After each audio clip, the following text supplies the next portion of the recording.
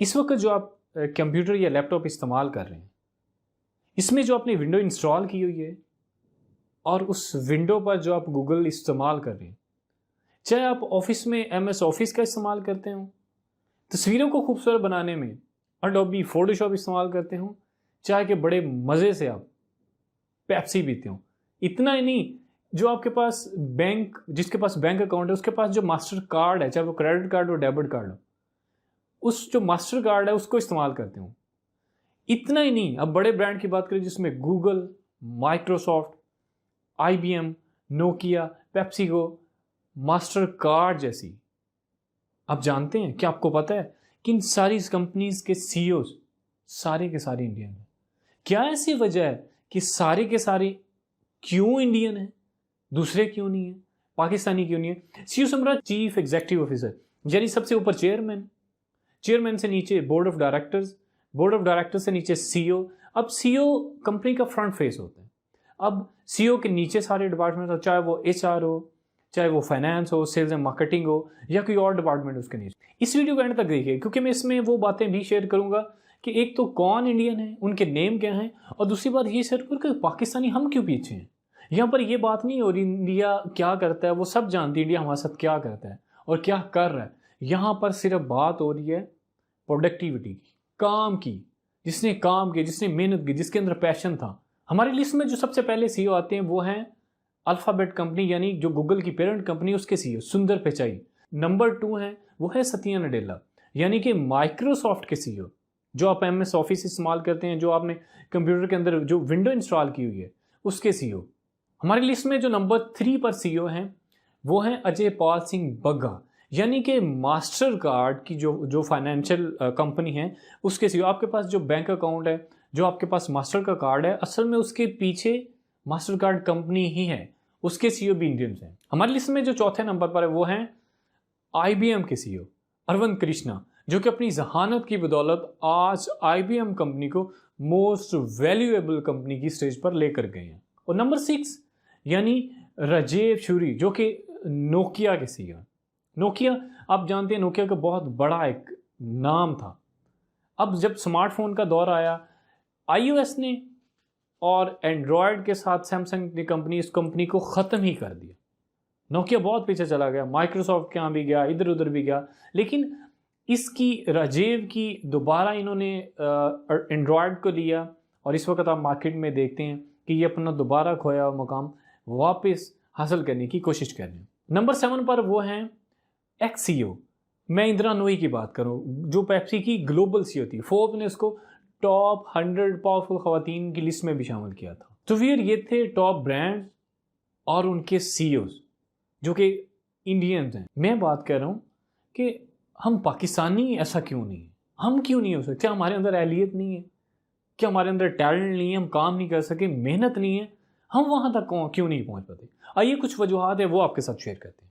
सो reason number 1, हमारे पास वो इदारे नहीं हैं, वो ऑर्गेनाइजेशंस नहीं है, वो यूनिवर्सिटियाँ नहीं हैं कि जो ऐसा टैलेंट प्रोड्यूस कर सकें जो आगे जाकर इतनी बड़ी कंपनी को लीड करने वाले माइंड को तैयार करें। नंबर 2, हमारे पास रेफरेंस नहीं है।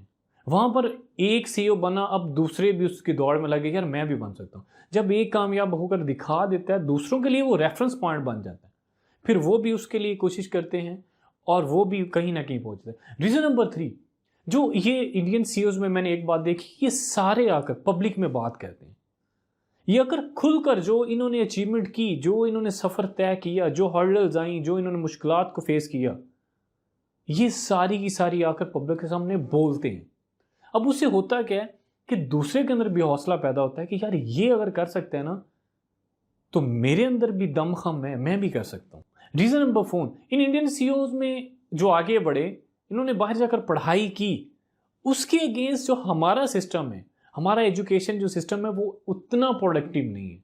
उसका स्टैंडर्ड इतना नहीं है कि आप इधर अगर अच्छे मार्क्स ले भी लिए, अच्छा पढ़ भी लिया, आपके अंदर काबिलियत भी है, आप मेहनत भी कर सकते हैं, को बाहर जाकर बड़ी यूनिवर्सिटी में आपको एडमिशन मिल सके। अगर एडमिशन है तो पैसे बहुत ज़्यादा हैं, पहली बात हमारा नंबर ही नहीं आता, तो एक ये भी बहुत बड़ी रीज़न है। रीज़न नंबर 5, पाकिस्तान में भी बहुत टैलेंटेड लोग हैं, पर हमारे पास इतने मौके नहीं जो उनके पास है, क्योंकि उन्होंने पूरा एक इकोसिस्टम बना दिया, टेक पूरा टेक जायंट आ गए हुए हैं, पूरा इकोसिस्टम में बड़ी बड़ी इंस्पिरेशंस हैं, उनके पास मौके हैं, हमारे पास वो उतने मौके नहीं। रीज़न नंबर 7 जो एक बहुत बड़ी रीज़न है, अब जिस फील्ड में भी निकले, अब कोई निकला है, वो उसको उसमें एक सक्सेस मिली है, उसने कोई स्टार्टअप किया, कोई बिजनेस खड़ा किया, कुछ चीज़ें खड़ी की हैं। अब हुआ क्या है, स्पेशली मैं टेक की बात कर रहा हूँ, उसमें होता ही है कि आप थोड़ा सा आगे निकले नहीं, आपको सक्सेस मिली नहीं, तो उसके साथ मोस्टली ये होता है, मैं सबकी बात नहीं कर रहा, मोस्टली ये होता है कि अब उन्होंने ट्रेनिंग्स करवाना शुरू कर दी, महंगी महंगी ट्रेनिंग करवाना शुरू कर दी, मार्केट में कोर्सेज लॉन्च कर दिए, देखा देखी और भी लोग हैं, उसने भी कर दिया, उसने भी कर दिया, उसने भी कर दिया, जो असल था वो नीचे दब गया और असल बात बंदे तक पहुंच नहीं पाई। और एक बात ये भी होती है कि आप चूंकि लगे हुए हैं, आपने ट्रैक सेट कर लिया, आप बढ़ रहे हैं, अब आपने दरमियान में एक स्पीड ब्रेकर बना दिया, आपने अपने आप को डाइवर्ट करके ट्रेनिंग इंडस्ट्री में ले गए। अब जब वहाँ चले गए तो फिर असल मकसद सर गए। तो ये भी कुछ रीज़न, तो ये थे टॉप इंडियन सीईओज और वो कंपनियाँ, हमने वजूहात भी जानी। लेकिन आखिर में मैं ये नहीं कह रहा, पाकिस्तान भी बहुत टैलेंट है, यहाँ भी टैलेंट की कोई कमी नहीं, बस हमें रेफरेंस चाहिए, हमें मेंटोर्स चाहिए, हमें रास्ता दिखाने वाला चाहिए, हमें यहाँ पर स्टार्टअप कल्चर बिल्ड करना है, हमें भी वैसा कल्चर बिल्ड करना है जो इंडिया में, क्योंकि रेफरेंस नहीं होगे, कल्चर बिल्ड नहीं होगा तो हम आगे नहीं बढ़ सकते। बातें बनाने से, बातें करने से मुकाबले नहीं होते, काम करके दिखाना पड़ता है। हमें भी अपना रोल प्ले करना है, हमें भी अपने हिस्से का चिराग जलाना है, हमें भी कोशिश करनी है। हम सारे अगर थोड़ी थोड़ी कोशिश भी करेंगे तो ये पाकिस्तान तेजी से आगे बढ़ सकता है और हमने इस पाकिस्तान को आगे लेकर जाना। आपका बहुत शुक्रिया। आपने इस वीडियो से क्या सीखा? अब आपने भी अपना रोल प्ले करना है, अब आपकी भी एक रिस्पॉन्सिबिलिटी, आप इस वीडियो को ज़्यादा से ज़्यादा लोगों के साथ शेयर करें ताकि हम भी अपने हिस्से का काम कर सकें। नीचे कमेंट सेक्शन में बताएं कि आप इस वक्त क्या कर रहे हैं और क्या करना चाहते हैं। इस वीडियो को सबके साथ शेयर करें और हाँ, वीडियो को लाइक ज़रूर करें। आप लाइक करते हैं तो मेरा भी हौसला बढ़ता है और मैं मज़ीद ऐसी वीडियोज़ आपके सामने लाता हूँ। अपना कीमती वक्त देने का बहुत शुक्रिया। Thank you so much. Allah हाफ़िज़।